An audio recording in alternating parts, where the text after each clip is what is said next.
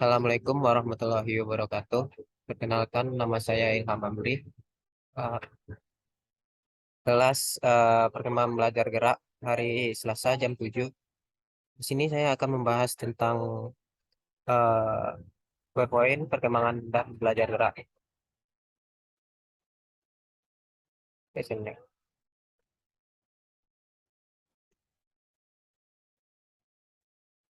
Untuk pembahasannya ada tiga, yaitu pengertian perkembangan belajar gerak. Yang kedua, tujuan perkembangan dan belajar gerak. Yang ketiga, yaitu peran dan fungsi perkembangan dan belajar gerak.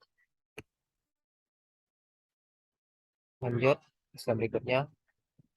Untuk pengertiannya yaitu pada dasarnya belajar gerak atau motor learning merupakan suatu proses belajar memiliki tujuan untuk membangun berbagai keterampilan gerak yang optimal secara efisien dan efektif.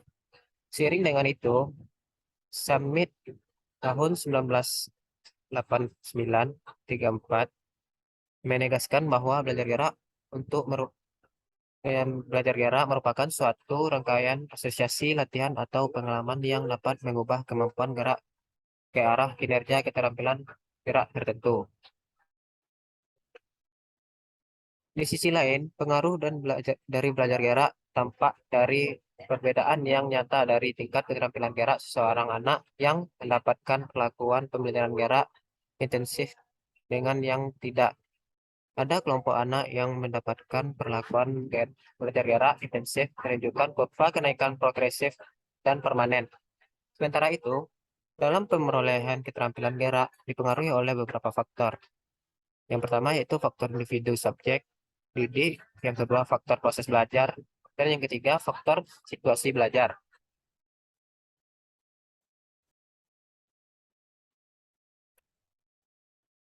Lanjut ke tujuan. Tujuan belajar gerak memiliki tujuan utama pada penguasaan keterampilan dan efisiensi gerakan. Keterampilan menurut Singer adalah gerakan otot atau tubuh yang menyukseskan pelaksanaan aktivitas yang diinginkan.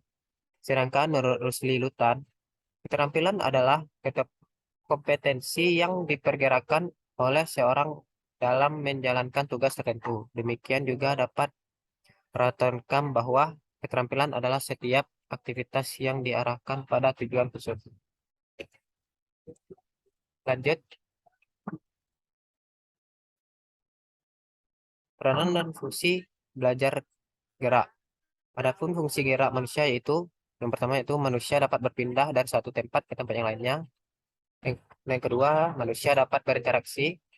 Selanjutnya, manusia dapat bertahan mempertahankan hidup. Selanjutnya, manusia dapat mengukur kemampuan yang dimilikinya. Yang kelima, manusia dapat merasakan suatu kegembiraan. Dan selanjutnya, manusia dapat mengungkapkan perasaan.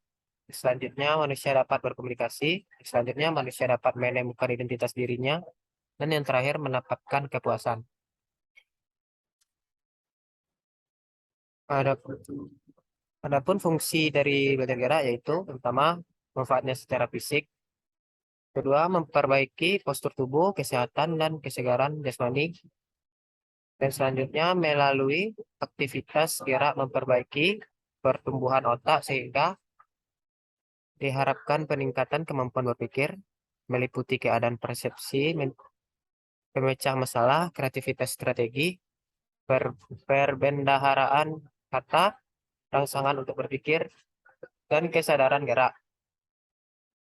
Manfaatnya secara psikomotor, efisiensi gerak, keterampilan gerak, dan kehalusan gerak efektif terkait dengan penamaan nilai meliputi jujur, disiplin, dan mandiri.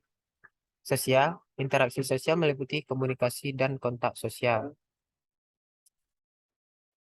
Sekian presentasi saya tentang uh, PowerPoint proses pembelajaran gerak. Sekian, terima kasih.